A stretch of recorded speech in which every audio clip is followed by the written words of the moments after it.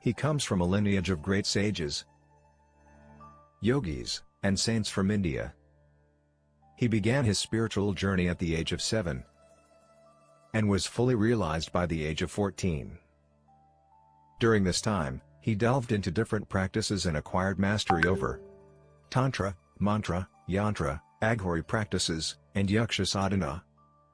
He was a siddha, and many masters, saints, and sages used to visit him in solitude to gain wisdom and guidance from him since the tender age. Although he has been helping humanity since childhood, he never disclosed this part of him to the world, and only the advanced yogis and masters were aware of his divine presence. Only in the last 2 years he chose few people from the world and started guiding them in their spiritual paths, and those who have been closely associated with him have witnessed many miracles in his presence. Despite being a family person, he is a yogi and intends to help people entangled in this world achieve Jivan Mukti, liberation while being alive.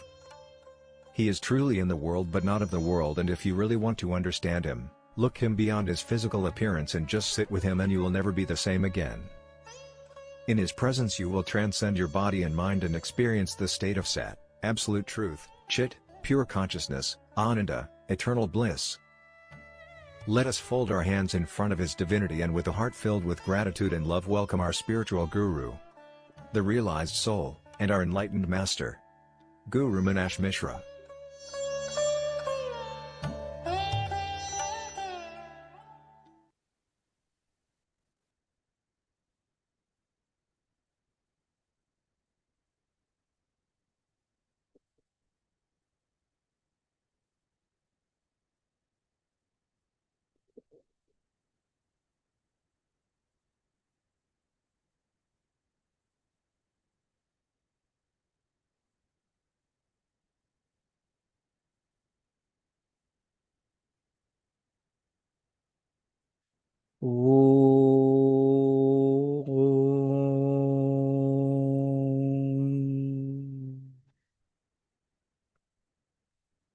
असतो मा सद्गमया तमसो मा ज्योतिर्गमया मृत्योर्मामृतं गमया सर्वे सन्तु निरामया सर्वे भद्राणि पश्यन्तु मा कश्चित् दुःखभाग् भवेत्। ॐ शान्ति शान्ति शान्तिः। अहं ब्रह्मास्मि। So good morning everyone. स्वागत है. So welcome to the part 3 of the Garuda Purana.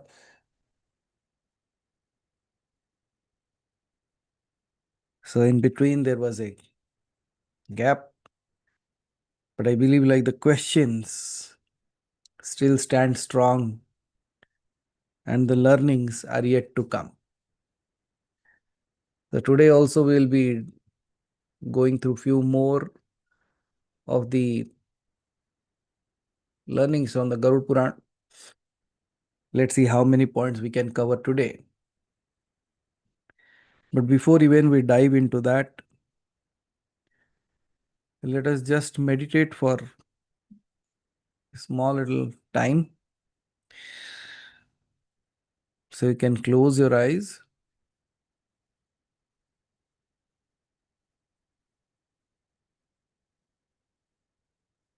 And while closing your eyes, just do one thing. You can just rub your both hands slowly while your eyes are closed. Slowly, not that very fast. Just keep rubbing it. The reason is something else. Just keep rubbing that.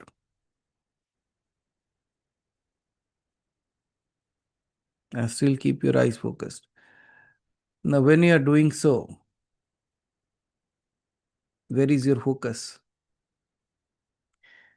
Although you close your eyes, although you are trying to meditate, but you will notice that while you are focusing on the rubbing of your hands, your focus goes there, not in your mind.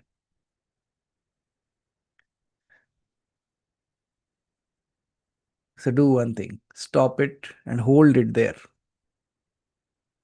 just with a folded hand. And now observe what is the difference.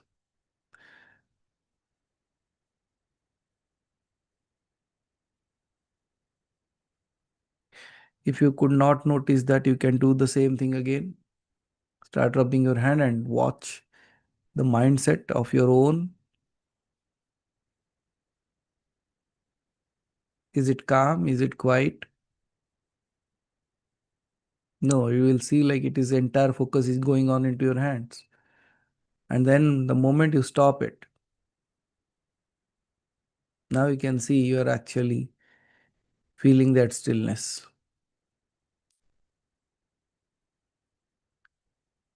So that indicates that when you are too busy with doing some other aspects of it, the silence is not felt. So before even we jump into this process of knowing more about the Garuda Purana, let us bring our entire focus back. Just like the right hand and the left hand are rubbing each other, similarly, the brain, that is the right hemisphere and the left hemisphere, they constantly either thinking something of the past or trying to create something of the future. They are busy there. So for a moment, let us keep them aside and simply focus on the breath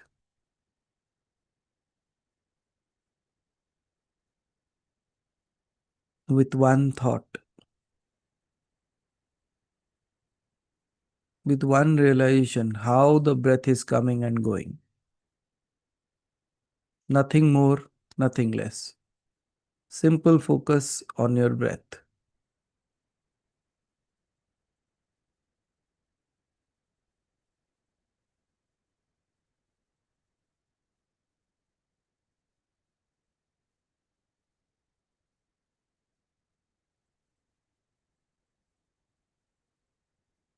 Simple, easy breath,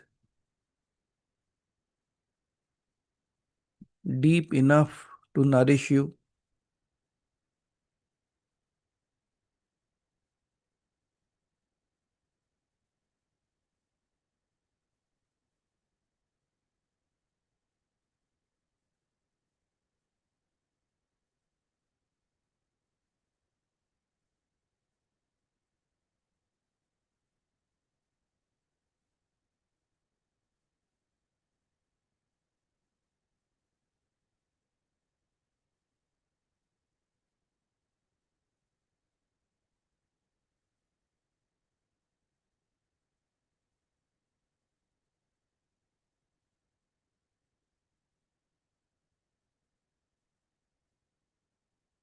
Now, when you have the focus on your breath, just watch your thoughts if they are still moving.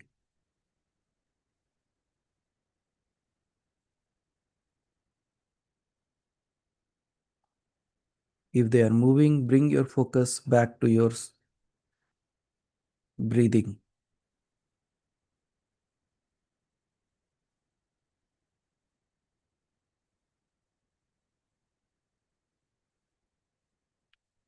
And if you have found the stillness in your thoughts, if there is stillness in your thoughts, you will also find that stillness in your breath. And the breath must have appeared very easy. The breath must have become very calm and quiet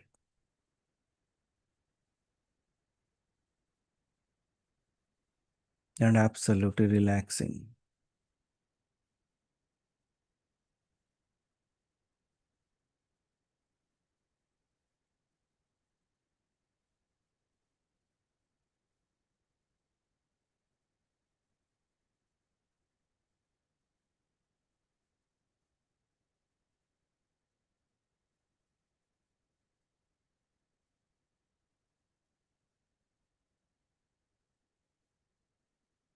Now, when the mind is still and the breath is easy,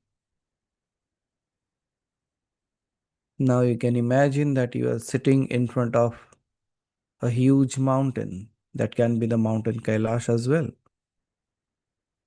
You are just sitting in front of it.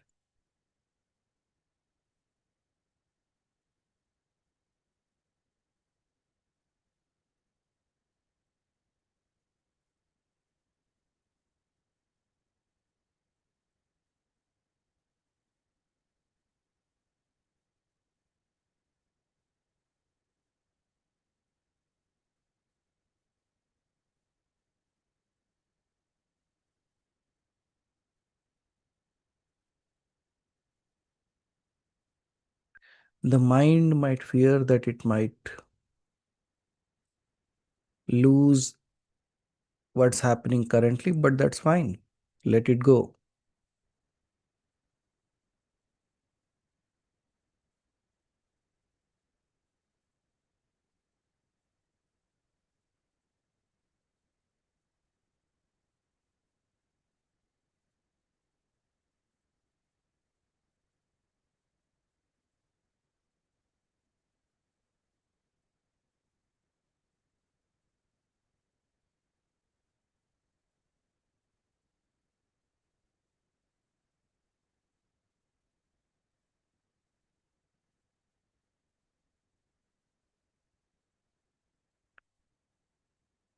Now become one with that mountain,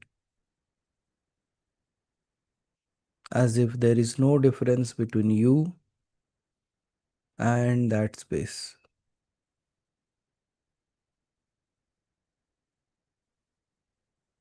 It's like merging into it or it merging into you.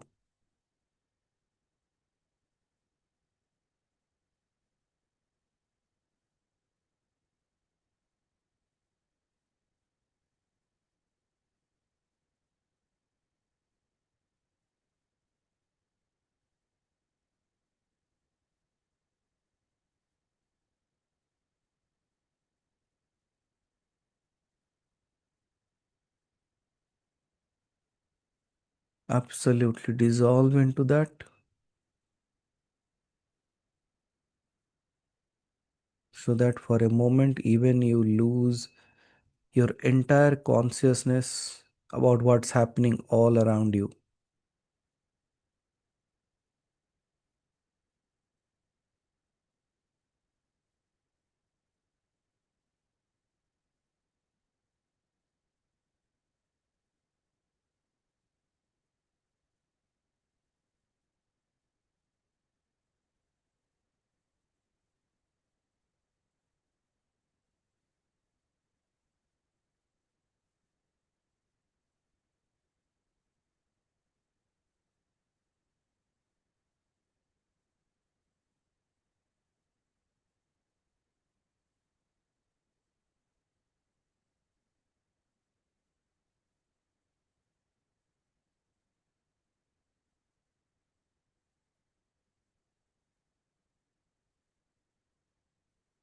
Losing yourself completely into that space of stillness.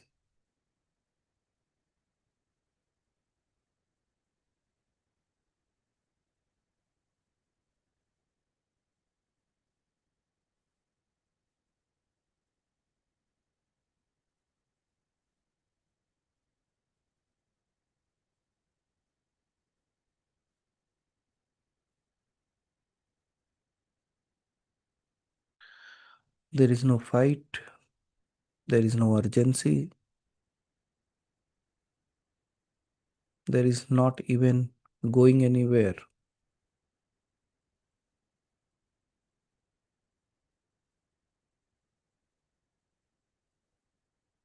It's finding it within yourself.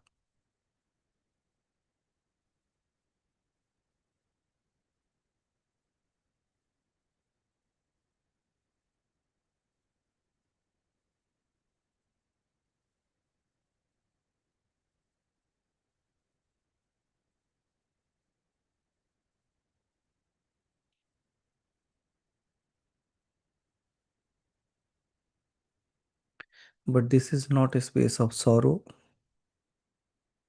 not a space of sadness, not even a space of happiness. It's just absolutely neutral in nature.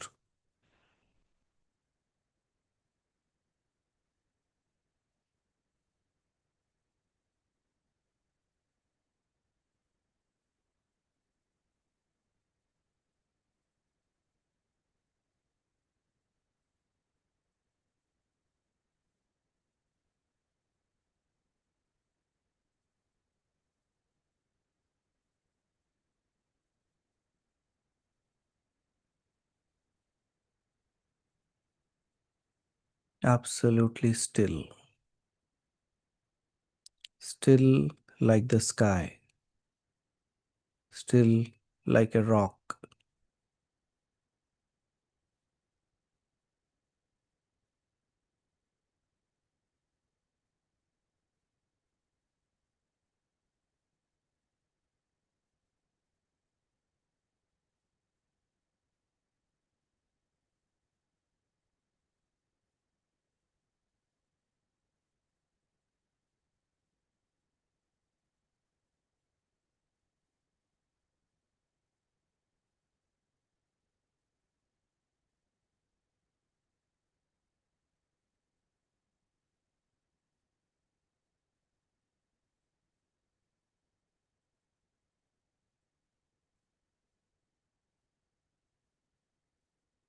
So you might have found that you have traveled deep within your own selves.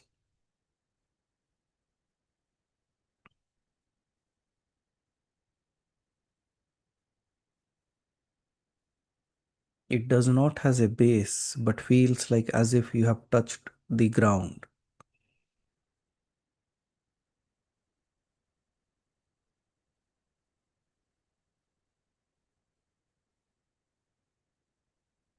Now you can observe how the slow energy current is flowing from the top of your head towards the lower parts of your body.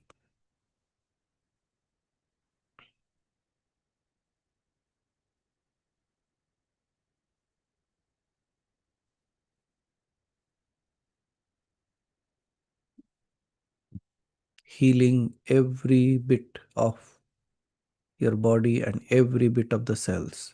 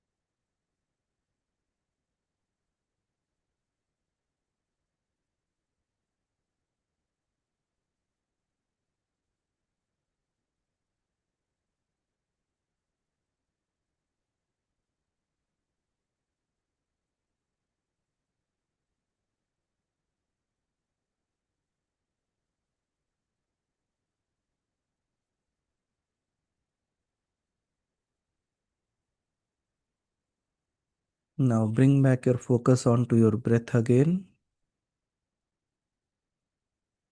by just taking a deeper breath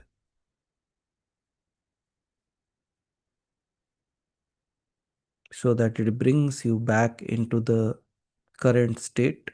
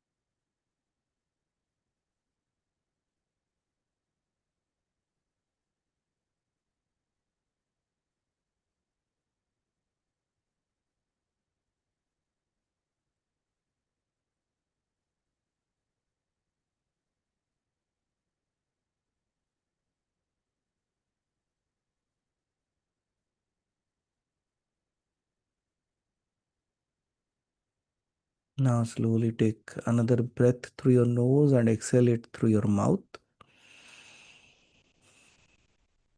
Completely and slowly becoming aware of your own body and your surrounding space.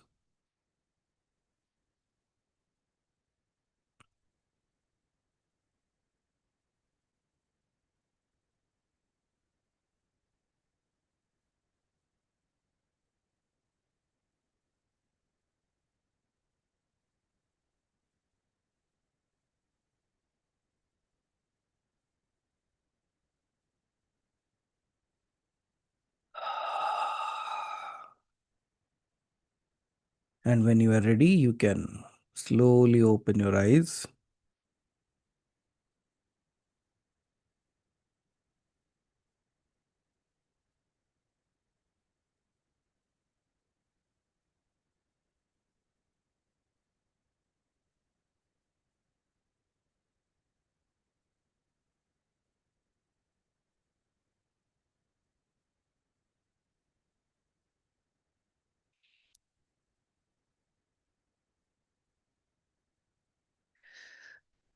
So, how many of you feel the silence within you or that stability within you?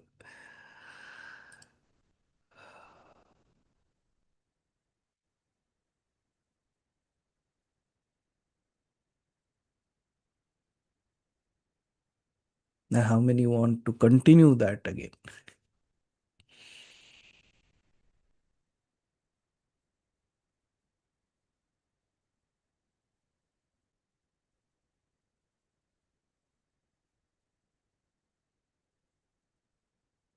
So that's another part of Kailash.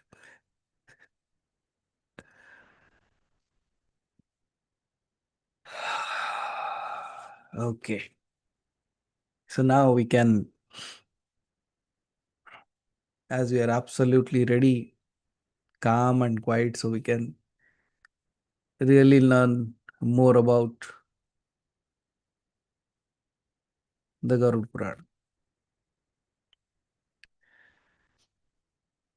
But one thing you will realize that whatever we are going to talk now, whatever stories I am going to tell you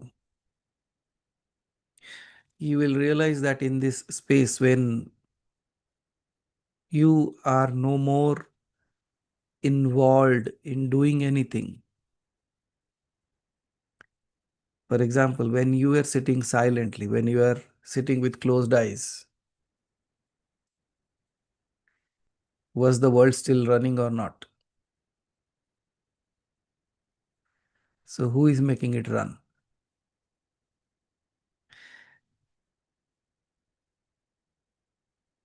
That means there is some other force which still continues to work even without your involvement.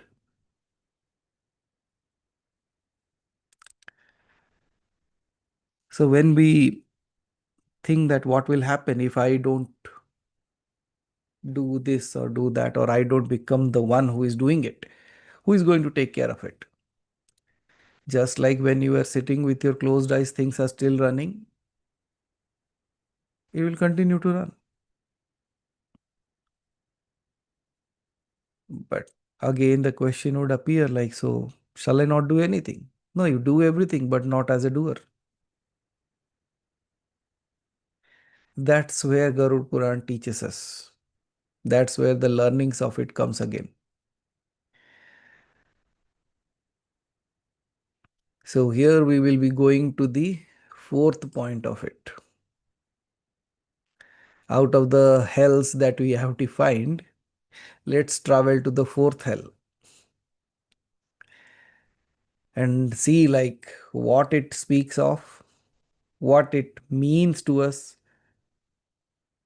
and how to get rid of it.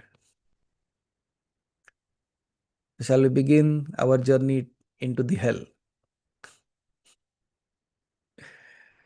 That's a good way of looking at it, right? So the fourth one, which is known as the Kumbhipaka. Kumbhipaka, or this is actually a place where it is said that it is a cauldron of boiling oil. मतलब एक बड़ा सा कढ़ाई है जिसमें गरम तेल है. The oil in it is boiling, and the souls are thrown into that. But who goes into it? Why they go into it? What's the way out? How Tantra looks at it? That's what we are going to discuss now.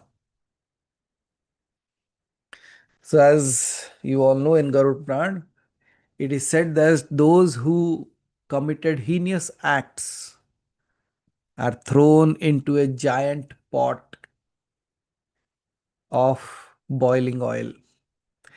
And it is said that they are cooked alive endlessly. Means that sensation of that burning will continue to happen without any stop. However, underlying this terrifying image, just think of like you're thrown into the boiling oil and you are being fried and fried and fried and fried and deep fried and yet still frying going on. So that's the kind of horrifying situation it could be. But behind this, there is a hidden spiritual truth, which is nothing else, which is related to desire itself. And once you understand this particular aspect of it, you will see how the life changes as well. And as always, let me tell you a story that would actually help you understand all these things and to bring out the truth that might be hidden within that.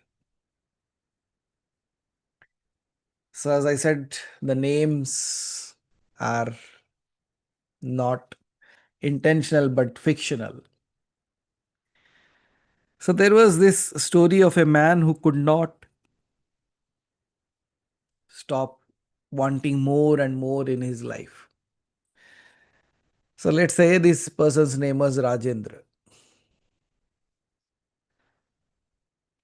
He was born into a simple family.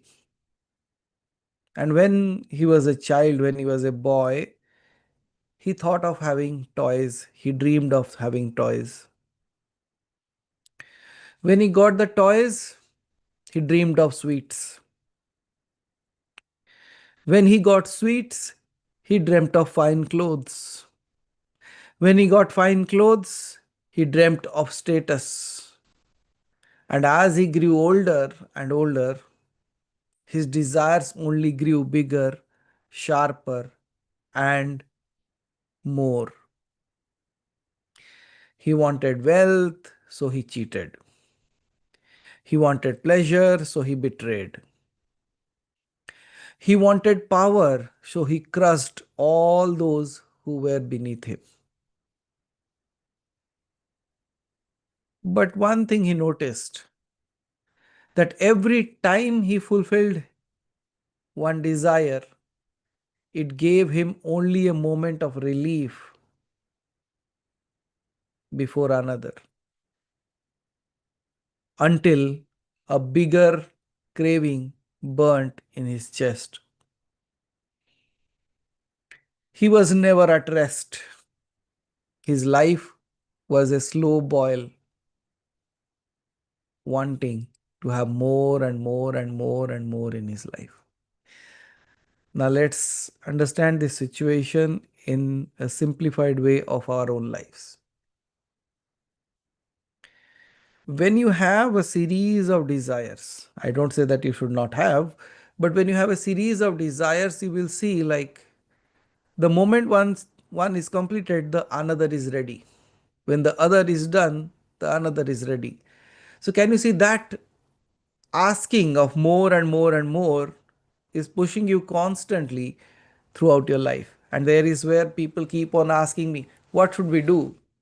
What is, how and where should we draw the line? See, the line, the drawing of the line is in your hands. You can be happy with a certain amount of money, wealth, and name and fame, or you can keep pushing that. But the simplest way or the easiest way to do that is look at your own life and just in a very simple way calculate like how much is enough for you. How much would give you a comfortable life? If you can draw that line, I don't say like you should stop at that line, but at least once you reach that particular line, anything else that comes is bonus. But if you don't draw that line, what happens? It keeps on pushing ahead and ahead and ahead. And that's where the entire person keeps running in their lives.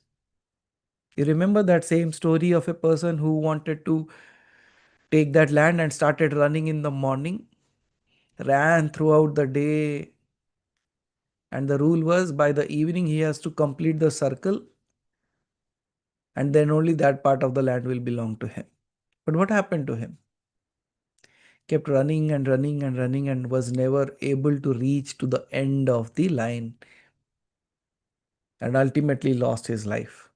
Similarly, if we don't draw a particular line in our own lives, what will happen to us? We will run throughout our lives, but never achieving anything. So, what is the simplest way? The simplest way, as I said, draw a line. You can say, okay, so few thousand crores will make my life happier. Then you also know that you don't know how to spend those 1,000 crores. Do you really know that? You don't know it. You might only know how to spend a certain amount of money.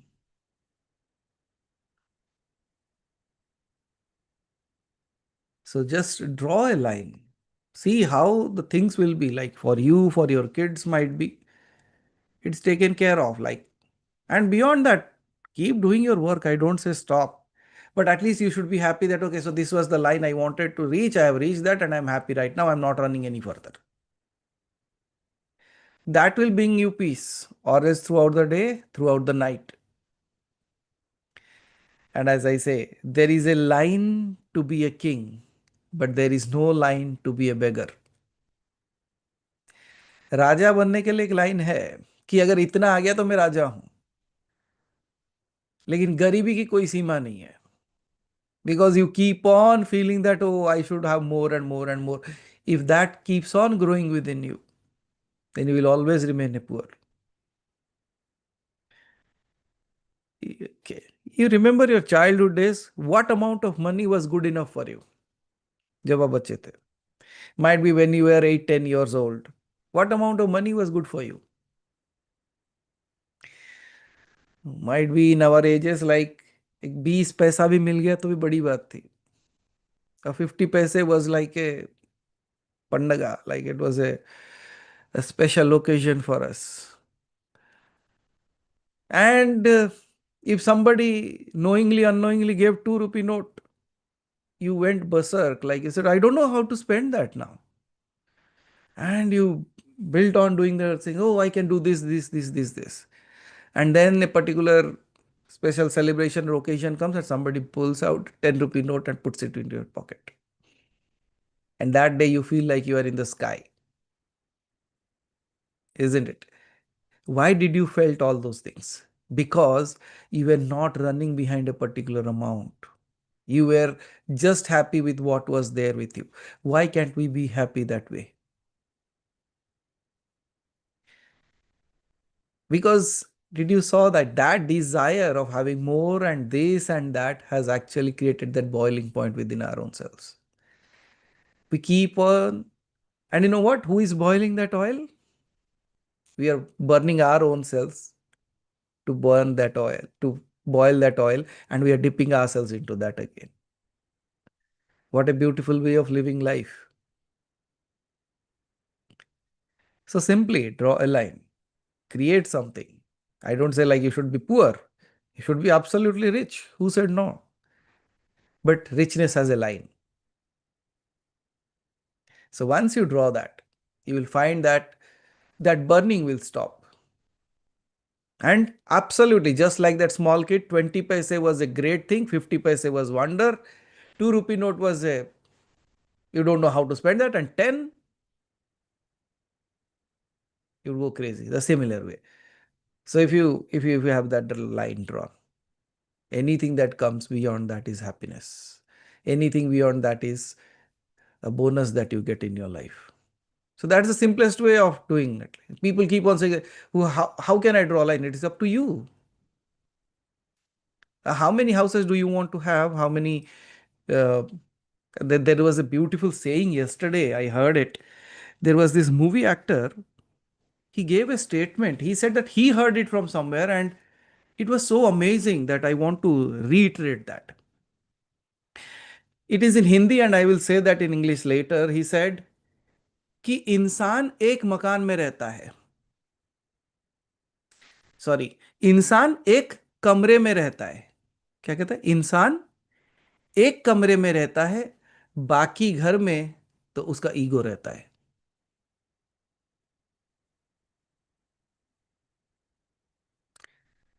A person only lives in one room, and in the other rooms lives his ego.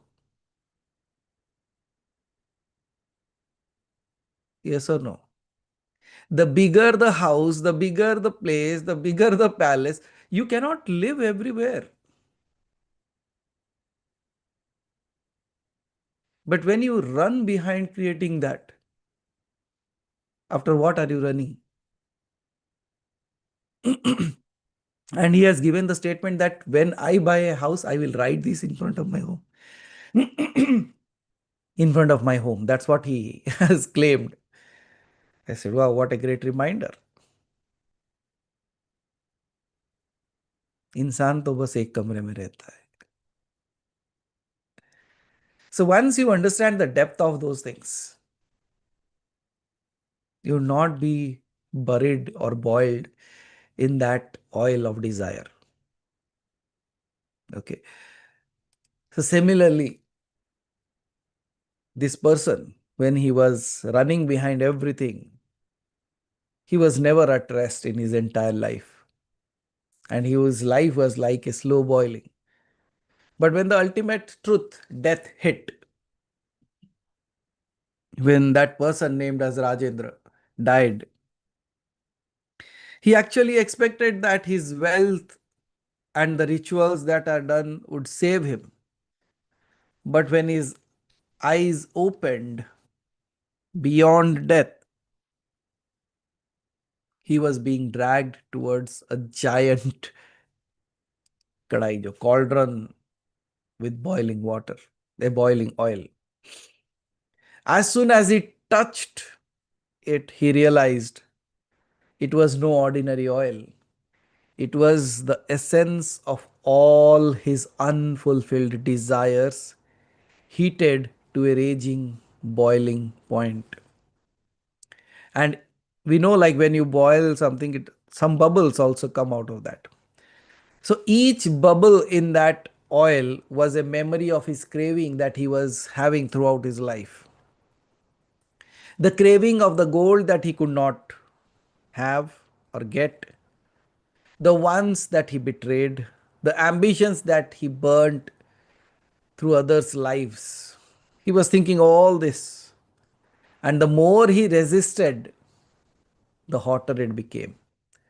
Because desire resists no one but the desirer. As he boiled, he felt the very same restlessness, the same burning hunger he had carried all his life, but now amplified 1,000 times. And as we give the contradictory story always, and the realization that Rajendra would have, in that unbearable heat that Rajendra was feeling, he finally saw the truth. He realized that I was already in a Kumbhipaka while alive. My mind was always in the boiling pot. My desires were the flames. Because Isn't it true? When you are consumed by endless cravings, your mind is never cool, never still. Even when you get what you want, the next desire starts boiling. You live in a constant simmer of not enough. So, hell is not after death.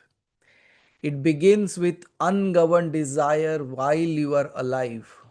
It's not that you will be waiting for that to happen someday, but it is happening right away. So, Kumbhipaka simply makes visible what was always happening inside. सो जो गरुड़ पुराण में उसका mention किया गया है that you will experience this beyond death, it is nothing else but it is happening right now with you, in you. But as always, there are good souls. There was another soul who also entered this cauldron. In the same pot was another soul. Let's take her name as Anandi. And when Anandi, who also felt desires in life, wealth, love, and pleasure, but she learned to become the witness of them without being consumed by the constant desire. She enjoyed what came her way. She let go of what did not, and she didn't harm others to satisfy her own desires. And when such a soul entered into Kumbhipaka, and when she touched that oil, the boiling oil, it became warm and soothing, like a healing bath. She passed through it unharmed because her desires had never ruled her. So, the deeper meaning that we could derive from this particular way of torturing the soul through Kumbhipaka, it is not just about sinful acts, it's about the fire of craving without awareness. There is a particular saying I keep on telling people: we buy things that we don't want to impress people, those who don't care.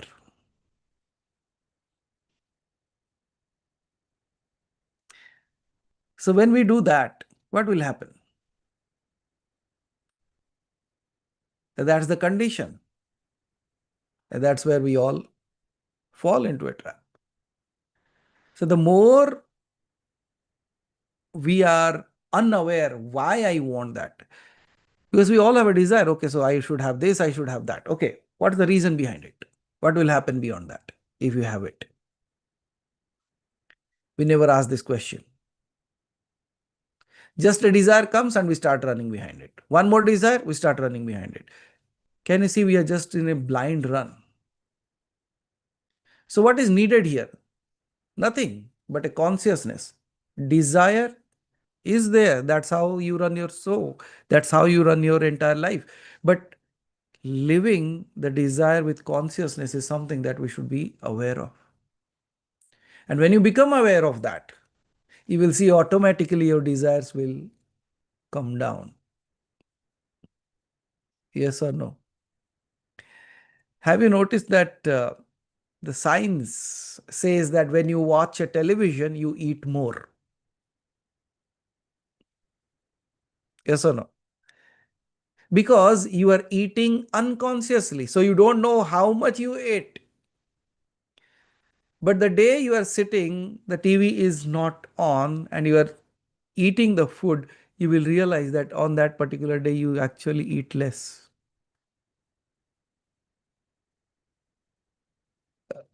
Many people have lost their health because of this one condition: watching TV and eating. And they didn't knew when their belly was filled, because the serotonin that is being thrown at you through the television shows, you are busy looking at that and you didn't knew how much you ate unconsciously.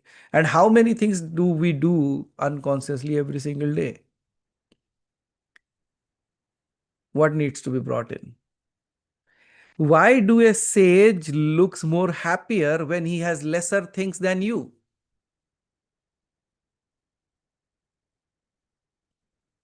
कभी सोचा है? Because he's conscious about his desires. And when you are conscious about your desires, you know how much is enough. Up until then, it goes on. Okay. So that's where we should be very careful of. When you use desire consciously, it gives life a flavor. Because now you choose what you want. And when you are enslaved by the desire, it cooks you alive. इतना याद रख लेना. So the secret message that you can carry with, or you can just pass on to anyone who asks this question, is desire itself is not the enemy. सब कहते हैं इच्छाओं को त्याग दो, इच्छाओं को छोड़ दो. No, it is not the enemy. Just like since our childhood, everybody told money is evil. But I say money is not evil. Not having enough money is.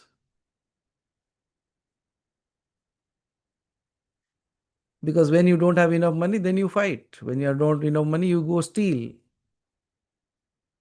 So money is not the root cause of all evil. Not having enough money is. So similarly, when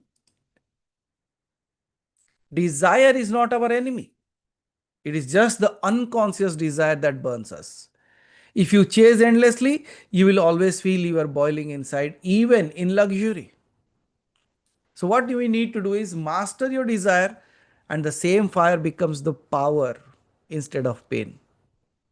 And a truly powerful life, if you really want to live a very, very powerful life, it is not about extinguishing the desire, it's about holding the flame without letting it burn you. जैसे आप हाथ में दिया लेके चलते हो, आप दिया को ऐसे पकड़ते हो that it does not burn you, but it shows you the light. What should be your desire like? The desire should also be like that candle that you are holding in your hand that shows you what you need to do next, but does not burns you. And as you know, if you have mastered it here, you have mastered it there. Because this is not just a practice ground, this is actually the playground where we are playing. And based on that, all the desires or all the results will showcase there. Did you get that? So, how much should be the desire? What should be the desire? You sit, discuss, create a plan for that. And beyond that, you will say, anything beyond that is a bonus for me. However, in Tantra, there is a twist. Have you seen recently, might be over the Instagram or the internet, you might have seen some tantric yogis sitting near the fire, all the fire burning all around them, and they are still sitting in between them. Agni sar jise kehte ho aap. So you might have seen that, right? What are they doing there? So in their way, the boiling pot is not seen as a punishment, but as a symbol of transformation. So these tantric yogis deliberately sit in the heat of his own cravings, but it is not indulging in it, neither it is suppressing it. He just sits and watches the boiling restlessness until it burns itself out of stillness. What is this? If you don't put your hand into the fire will not burn you. But if you just sit and watch the wood burning, after some time you will realize the wood has burnt itself into ashes and has not impacted you in any way. You get that? Similarly, looking at your desire, not getting burnt into it. That's the entire story of Kumbhipaka. Then comes another one, the hell of Kala Sutra. Kala Sutra means, Kala means what? Time. Sutra means it might be a thread of time, it might be a series of time, it might also be a way of looking at it. But Kala Sutra here means the burning line of time. Who are taught, who get into this? Especially the ones, those who torture their parents. If somebody did that, the Garuda Puran says, the ones who tortured their parents and elders were bound and scorched on burning iron plates in Kala Sutra. Now I don't know from where they got the iron plates in hell, but that's how they say. मतलब मानो जैसे सुखाया जा रहा हो आपको iron plate के ऊपर. फिश फ्राइज माइट बी कुछ वैसे. But why? And especially it says, can you see, all these things are nothing else but moral knowledge that have been given to us, that if you don't do this you will fall into that trap, if you don't do this you'll. That means they all wanted us to walk on the righteous path, but our mind does not accept anything when there is no fear. Very simplified example would be, if I ask you to switch on the electric board and put your finger into that, what do you say, the plug hole, will you? You won't. Why will you not? Why? Did you saw that fear of getting a shock will keep you away from doing that? So Garud Puran was just like it, that these things will happen to you, at least out of that fear you go in the right path. कितने तरीके से समझाया गया है हमको, देखो, to be on the path of dharma. They told us in the righteous way in the Vedas. They told us is in the Upanishads. They told in that you should do all these things, all these things, all these things. And after all, what did they do? Have you noticed that do's and don'ts? So do part goes in all the simple ways that you should do all this. And what is Garuda Puran? Don't do this. It's all talking the same thing. It all wants you to walk on the righteous path. Might be out of happiness, you do that, or out of fear. But that's how this entire design of this society has been done, in such a way that whether you like it or not, you will walk on the path of spirituality, you will walk on the path of righteousness. तो गरुड़ पुराण है क्या, बताओ. जब लोग आपको पूछेंगे तो आप क्या बताओगे? It's like the do's and the don'ts of it. जैसे बच्चे को आप डराते हो, नहीं उधर मत जा, अंधेरा है, भूत है वहां पे, सो बच्चा नहीं जाता. सो ये बड़े बच्चों को कैसे समझाया जाए? इनको यही सारी चीजें समझ आती है. Burning, boiling, drawing up, I don't know, like letting them prick it through like thorns. So this is how they brought it out. At least with that understanding, you should walk on the path of spirituality. You should walk on the path of the righteousness. At least you should not do these bad things to your parents, or else you will be suffering in hell. So these are the very simplest way that have been brought us into our paths. So let's know about little bit about the Kala Sutra. So as I said, those who tortured their parents and elders, they go there. And I believe none of you fall into this category. So you are already saved. It's not that you should do all that is needed, but at least you did what you can do. You did that or not? If you have done your part, then you are at least saved from this hell. In Kala Sutra, it is said that you lose the blessing of time itself if you do not take care of your parents. When you dishonor those who gave you life, your time becomes your enemy. Years will slip from your hands meaninglessly, and every day will feel heavier than the other. So, shall I tell you a story in a simplest format so that we understand what this is all about? Although you are intelligent enough, by now you have already understood what it is. But how about one fine day someone comes and asks you, and they don't understand this language? Then you should be equipped with a story so that you can narrate it in a simpler way. So, okay, so let's take a name. Long, long ago, once there lived a person named as Somdat. Outwardly, he was a successful merchant. Wealth, land,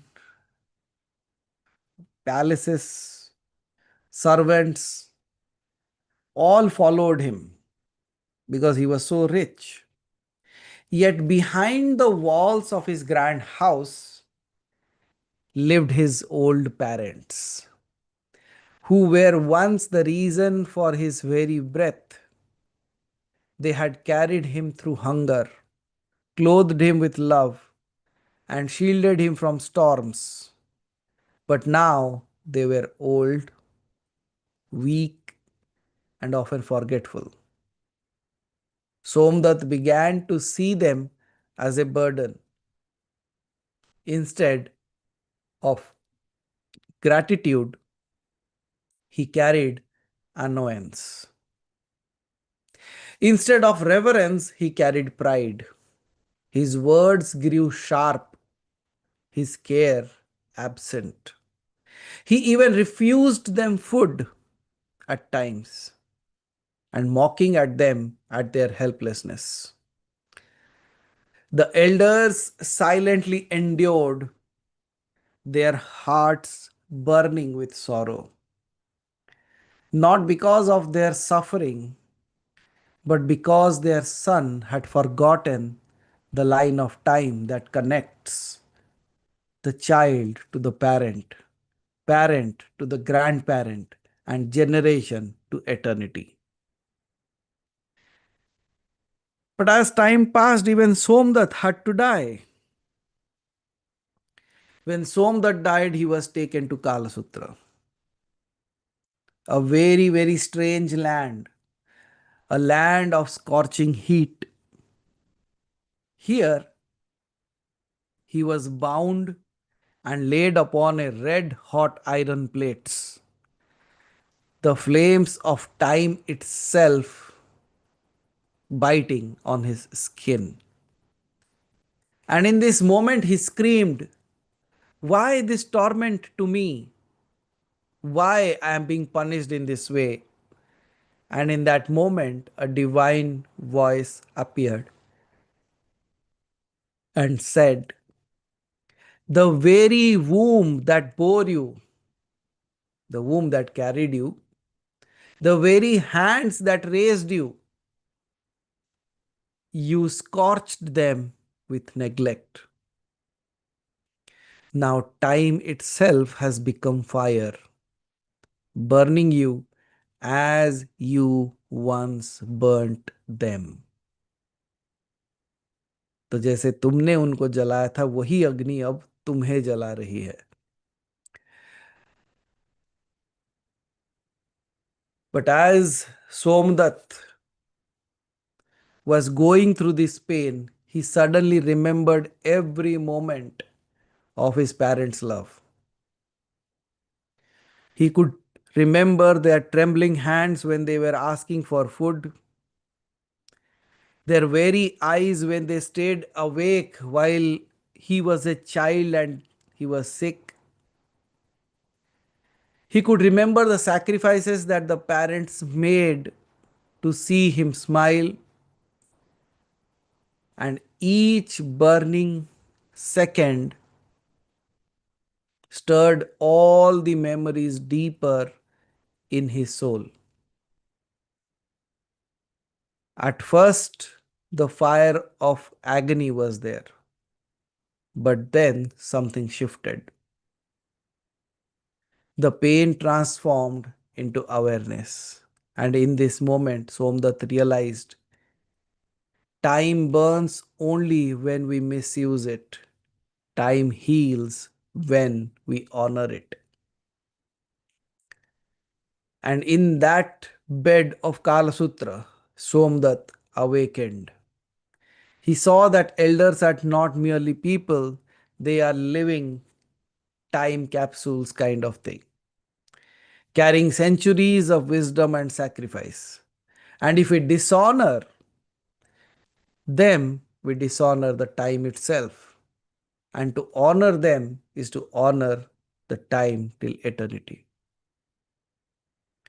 However, in our understanding, Kala Sutra is not just a punishment after death, it is happening here and now.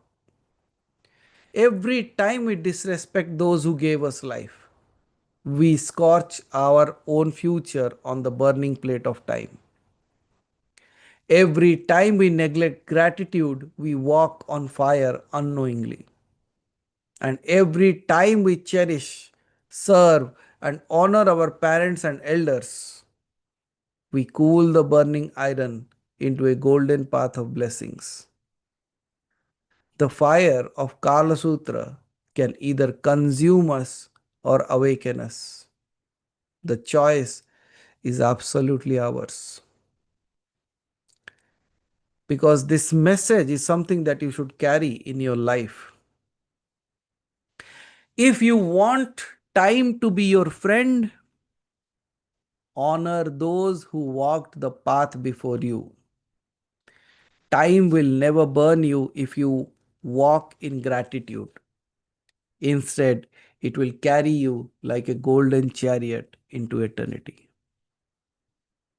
So, what we should know is honor the ones who brought life to us, because gratitude is the weapon that bends time in your favor. You remember some time ago, I was telling you a story that there was one particular person who was very rich and filled with gratitude. He was go into the temple and he would say, जितना दिया है बहुत दिया, you have given me enough, और नहीं चाहिए. I am grateful to you because whatever you have given is enough. And he was grateful and he was getting more and more and more. And there was another person who would go to the temple every single day and say, तूने मुझे कुछ दिया ही नहीं है, तूने मुझे कुछ दिया ही नहीं है. And whatever he had, he lost.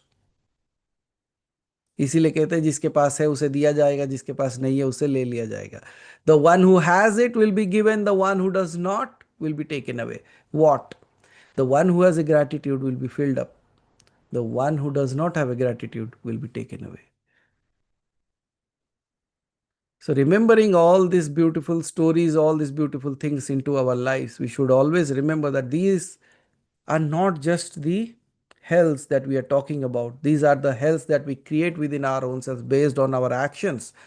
And if we can rectify our actions, we can absolutely stop building those hells within us, and we will see that the heaven was already existing and it never needed any making as well. And in the Tantric path, Kala Sutra is actually Kala, known as the time, is both the destroyer and the liberator. When you respect your source, Kala becomes Kali, the mother of liberation. That's how they look at it. And when they look at it as a mother, everything changes for them. And what do the tantric community say? They say, like, honor your lineage, do the Pitrutarpan, meditate on Kali, and then you will see how the burning line as her tongue of grace consuming all karmas. Means when her grace will fall on you, you will see all, not just the karmas of this life, but all the life karmas of before will be taken care of. So how you will be able to get rid of this particular hell? By taking care of your parents, by taking good care of your elders. So it is not only saying that you will go through all these things, it is also providing us a path how to get rid of all that as well. So these are the two hells that we were speaking of. But now let us meditate on something. Let us meditate in such a way that we cleanse ourselves even if we have had these two kind of things done in our lives. जाने अनजाने में भी अगर गलती हुआ है तो let us take a path of purification through a meditative process. Will you? Because somehow or other हमें पता है कि कोशिश कितना भी कर लो कुछ ना कुछ रह जाता है, कुछ ना कुछ छूट जाता है. So there are two things that we are going to address in this meditative state. One, desire. The second, अगर गलती से भी हमने किसी बुजुर्ग के प्रति कुछ गलत किया हो या और we might not have taken care of them. So let's cleanse ourselves of these two particular sins so that we are also taken care away from these hells as well. Ready? Dim the lights, drink a little water, sit down in a comfortable place, and then we will begin.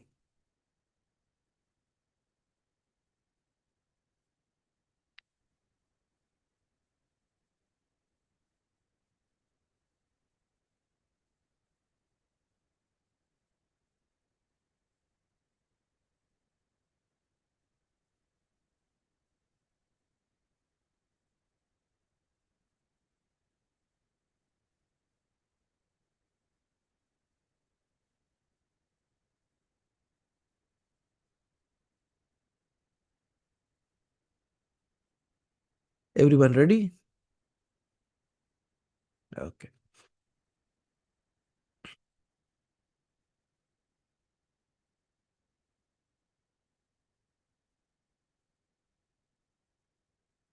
पानी वानी P लिए, गंगा जल डाल लिए.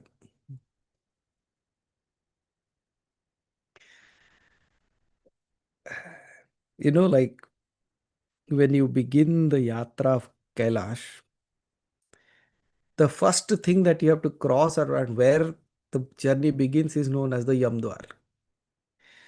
यम द्वार को cross करोगे तभी आपकी यात्रा शुरू होती है कैलाश की. So similarly, whatever we are going to do now is something that is related to this life and beyond.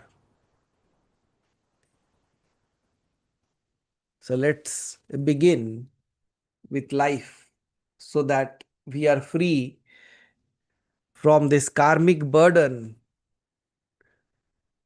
even taking care of the health of the future. Simply close your eyes, just sit in a comfortable position.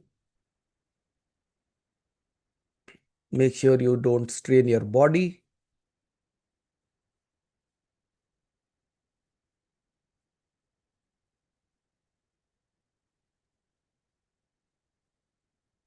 And for some time, just do the Sukha Kriya so that your mind, your heart is all calm down and quiet, and you still have that happiness within yourself.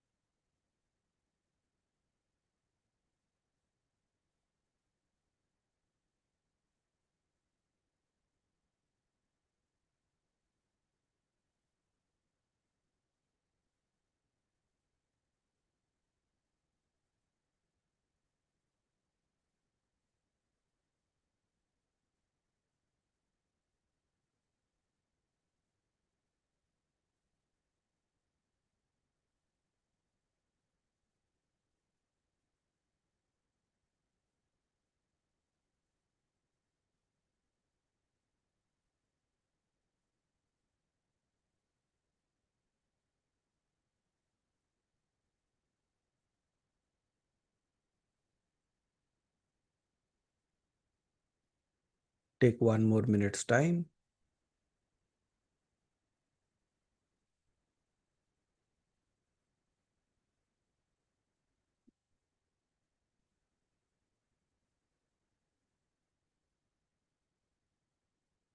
And as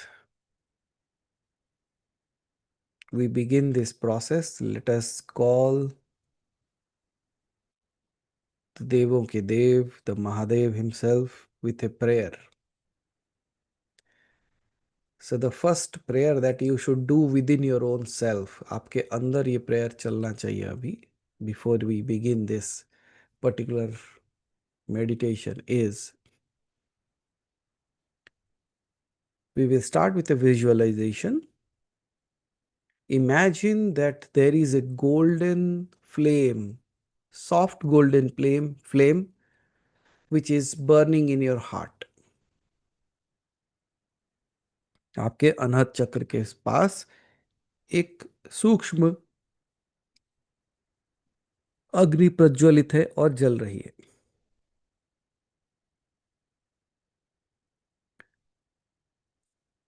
And when you see this small little fire burning near your heart, near your Anat chakra, just do this simple prayer within your own self. आपके अंदर ये एक प्रार्थना करें. नमः शिवाय. नमः शिवाय. नमः शिवाय. नमः शिवाय. नमः शिवाय.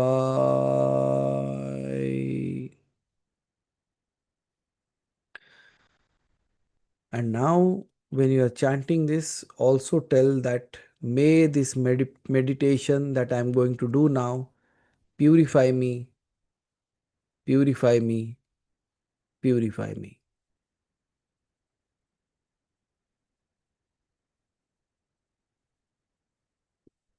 Now, what we are going to do is we will imagine the same kind of the hells that we might create and how to come out of that. So now I want you to imagine a big cauldron, मतलब एक बड़ा सा कढ़ाई of boiling oil before you.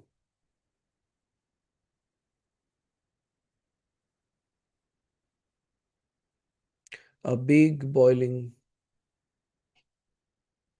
cauldron. And this cauldron represents the heat of unfulfilled desires, cravings, and attachments that once caused suffering.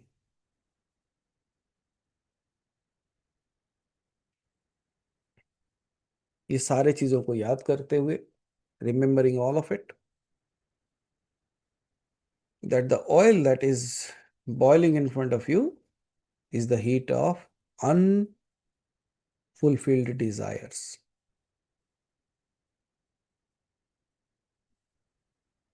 Now, for a moment, think of what all unfulfilled desires you have within you. आपके अंदर ऐसे कौन से चीजें हैं जो आपके पूरी नहीं हो पाई हैं.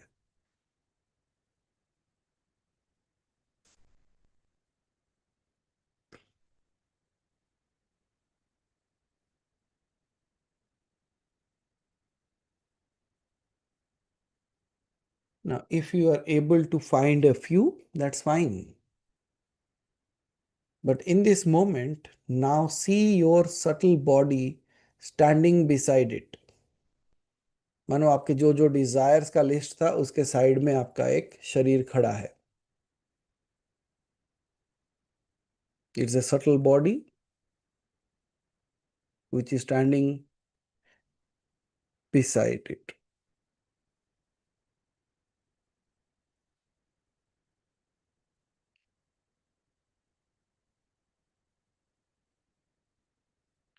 But in this moment, instead of fear,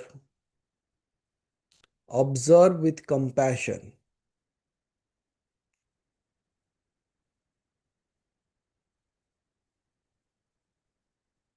And in this moment,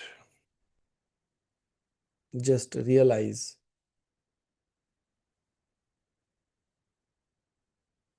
and recognize that these boiling oil are nothing but the fire of my own restless wantings.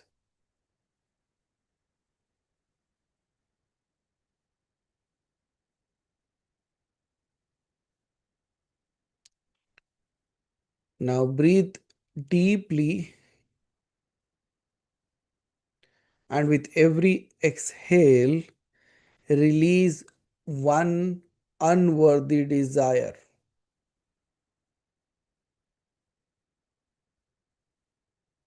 Just release one unwanted desire.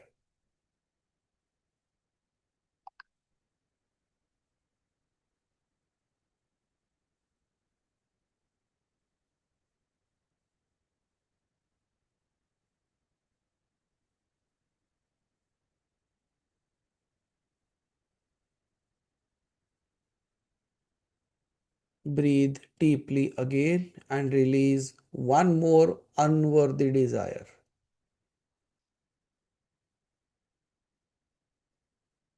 Let go of it.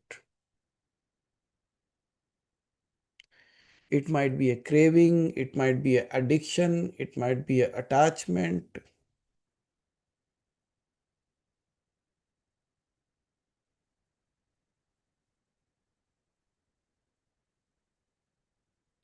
Again, a deep breath and let go of one more unwanted desire. Release it.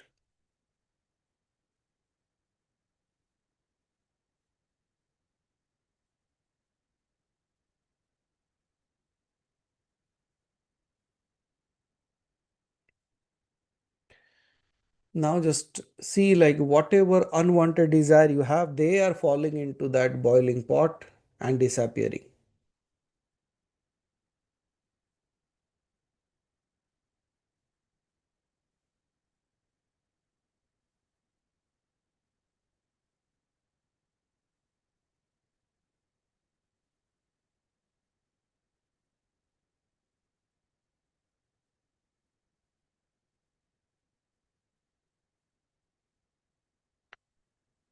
Now you can imagine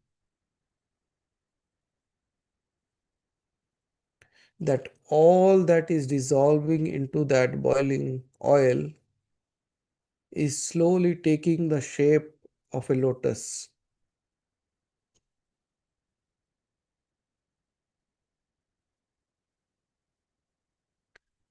It rises upward and transforms into a white lotus petal, which is floating in the air.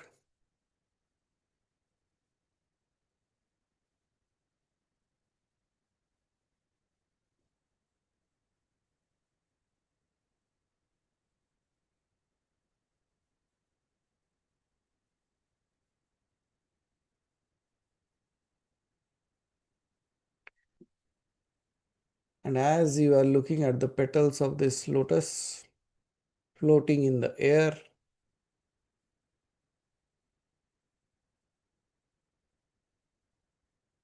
in this moment, give away all the rest of the desires that you are still holding up.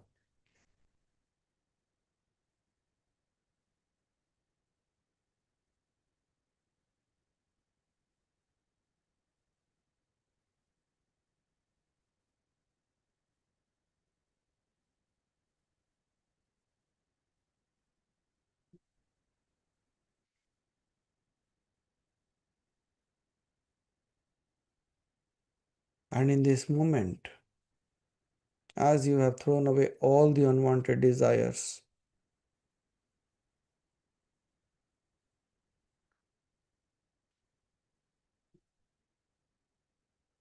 imagine as if that lotus that is blooming is now offered at the feet of the divine.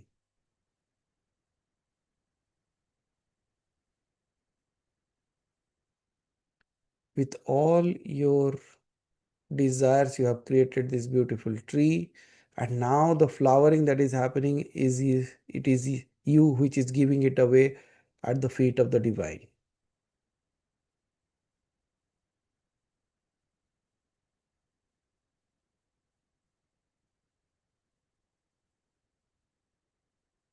Give it away at the feet of the divine.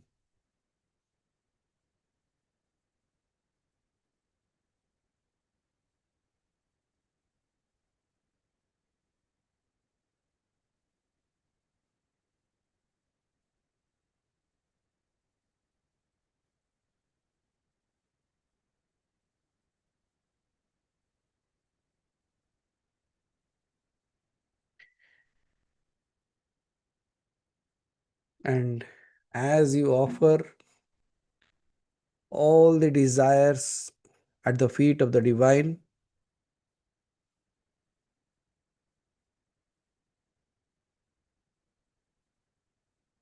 you become free of your desires.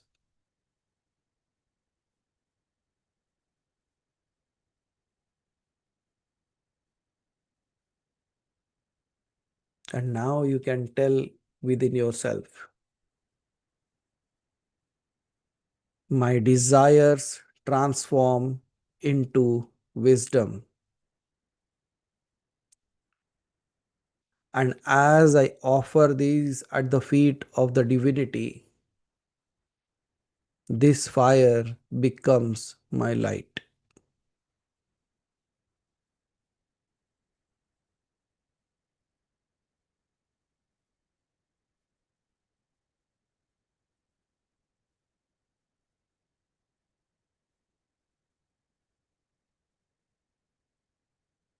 And as this is taken care of, we will be entering into the Kala Sutra, the burning line of time.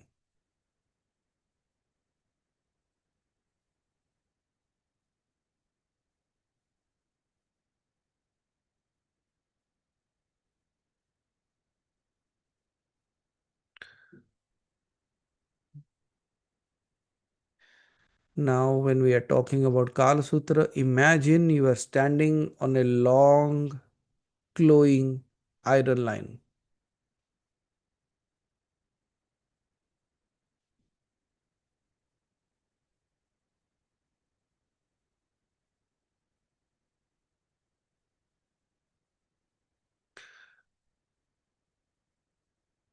Now, as you look at this burning, glowing iron, you could see like the fire of time, aging, and the karmas of neglecting your elders to your higher self.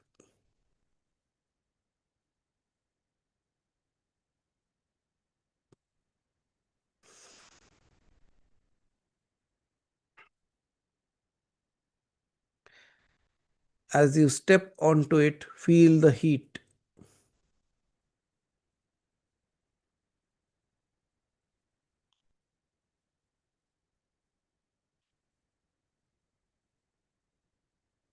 As you put a step towards this heat, remember this is not a punishment.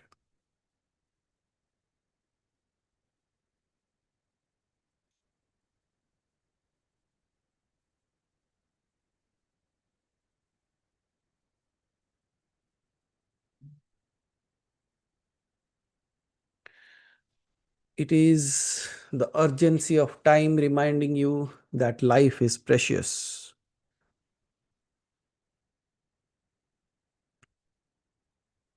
And now you can imagine or visualize Lord Shiva as time itself.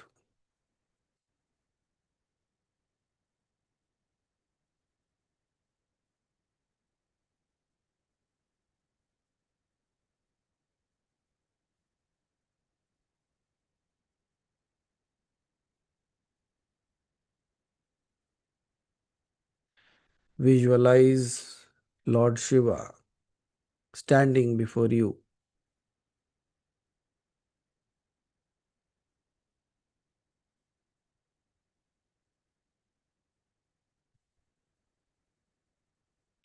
And when he is standing in front of you, he is actually raising his hands to bless you.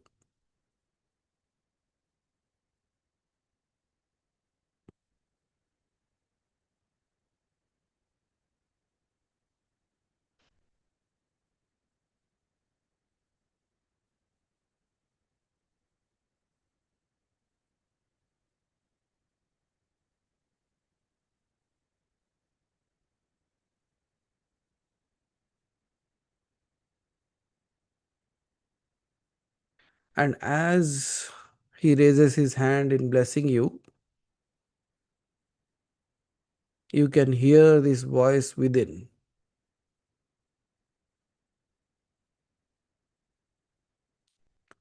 Do not waste the moments I give you.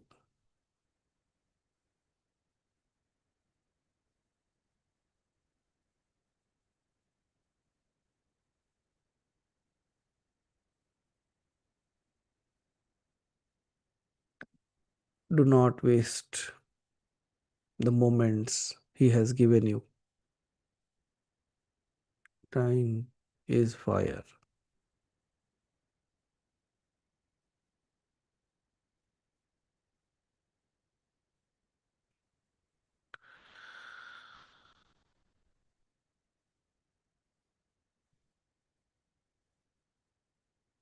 With each breath, feel the burning iron cooling under your feet.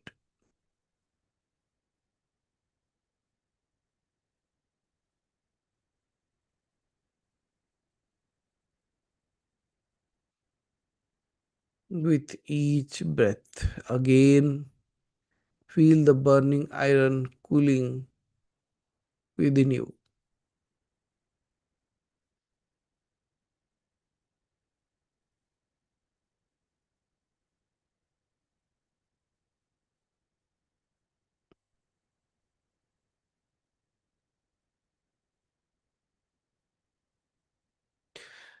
And with each breath, you will see that time becomes a path of light leading you forward.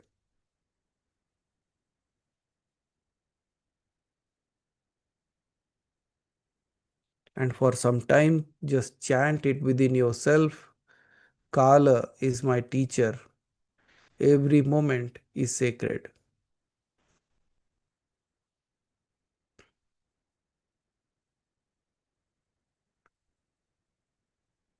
Kala is my teacher, and every moment is sacred.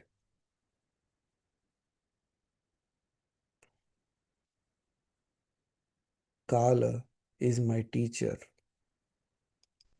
and every moment is sacred.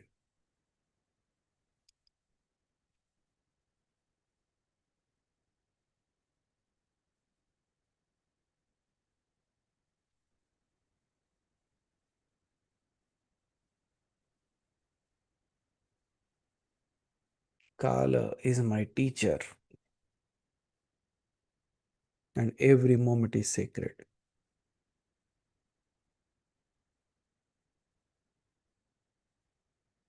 Now, once you do that, bring your awareness to your heart again.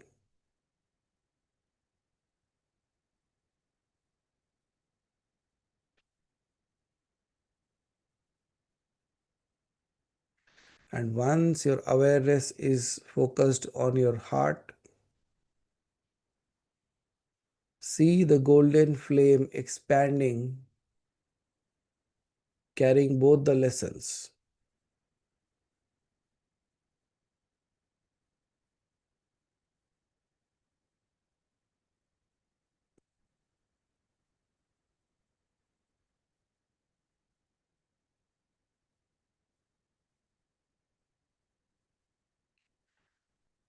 Bring your awareness to the heart, and when the heart focus is there, just imagine that golden light still burning within you.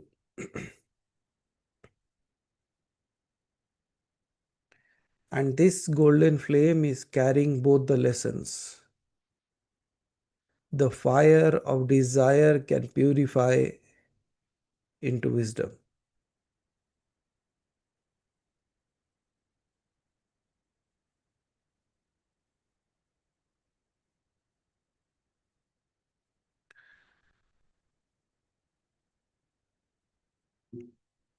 The fire of desire can purify into wisdom. The fire of desire.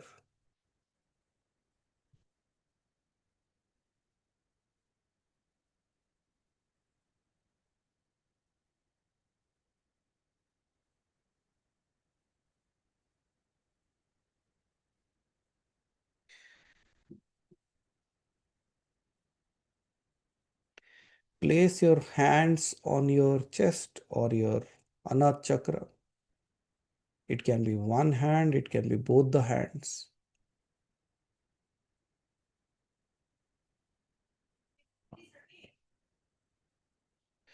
And when you are keeping your hands on your Anat chakra, just tell it within your own selves, I am free from restless desires.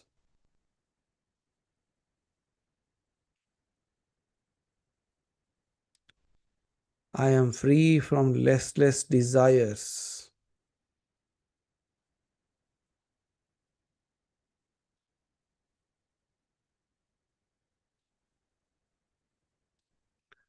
I am free from restless desires.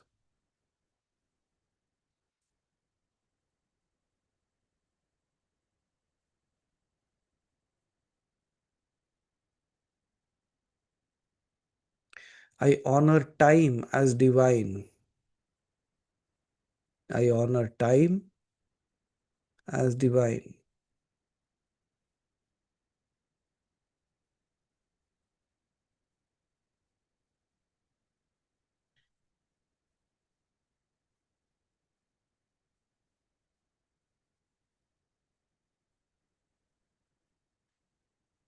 And now I walk the path of wisdom. Now I walk the path of wisdom.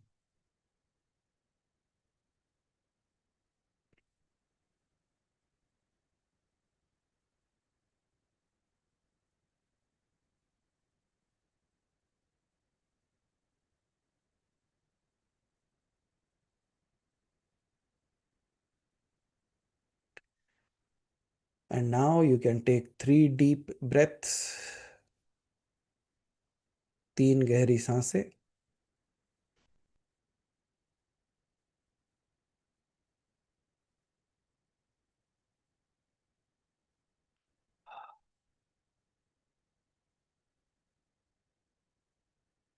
And then slightly rub your hands. अपने दोनों हाथों को रब करते हुए. Keep it on your face while feeling the warmth of your hands completely.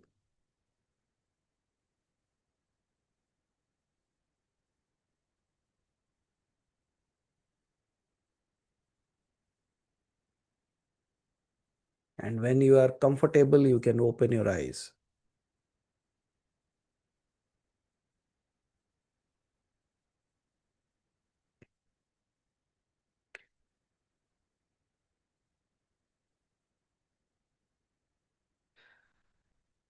So with this,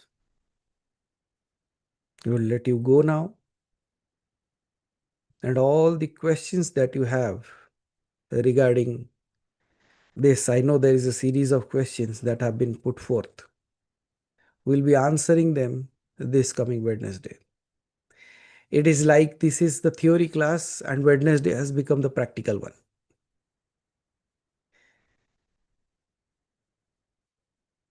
So whatever queries that come up, whatever things that you encounter, whatever things that bother you, do ask those things in the question and answer sessions. And that's how we will be having a complete grip of this knowledge as well as its path to get out of it.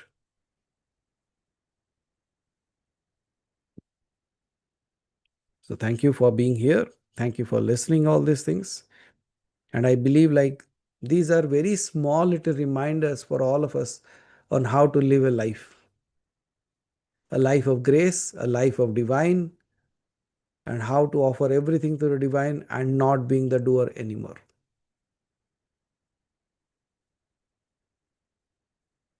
So thank you again. Till we meet this Wednesday. Aham Brahmasmi. Tattvamasi. Har Har Mahadev. Har Har Mahadev. Har Har Mahadev. बोलो बांके बिहारी लाल की जय. बोलो राधा रानी की जय. Thank you so much. I'm not sure if Hari Bhai would be there because he is having some health issues, I believe. Like, yeah. So we can close this. And if there is someone who can sing a song, that would be better. Or else we can just